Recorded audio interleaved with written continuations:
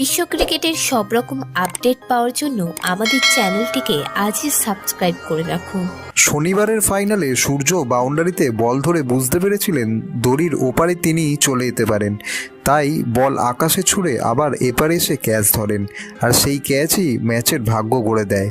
কিন্তু সেই ক্যাচের ছবি দেখিয়ে অনেকের প্রশ্ন, দড়ি পিছিয়ে দেওয়া হয়েছিল। ছবিতে দেখা যাচ্ছে সেখানে একটা সাদা দাগ রয়েছে, কিন্তু যাবতীয় জল্পনার অবসান ঘটিয়েছেন এক ভারতীয় ধারাভাষ্যকার। তিনি জানিয়েছেন যেহেতু ফাইনালে পিচ বদল হয়েছিল, তাই ওই প্রান্তের বাউন্ডারিও পিছিয়ে দেওয়া হয়েছিল। ম্যাচের শুরু থেকেই এটি করা হয়েছিল। সব ম্যাচেই প্রয়োজন মতো বাউন্ডারি ছোট বড় করা হয়, এখানেও সেটি হয়েছে। তাই আগে বাউন্ডারির দড়ি যেখানে ছিল সেই সাদা দাগ সেখানে দেখা যাচ্ছিল। তিনি লেখেন, আমি মাঠে ছিলাম, কমেন্টে দিচ্ছিলাম, বাউন্ডারির দড়ি নিয়ে প্রশ্ন উঠতেই পারে না। গোটা ম্যাচেই দড়ি ওই জায়গায় ছিল। পিচ বদল হলে বাউন্ডারির দড়ির জায়গাও বদল হয়, এটাই স্বাভাবিক। সেই কারণে মাঠে অনেক সময় সাদা দাগ দেখতে পাওয়া যায়।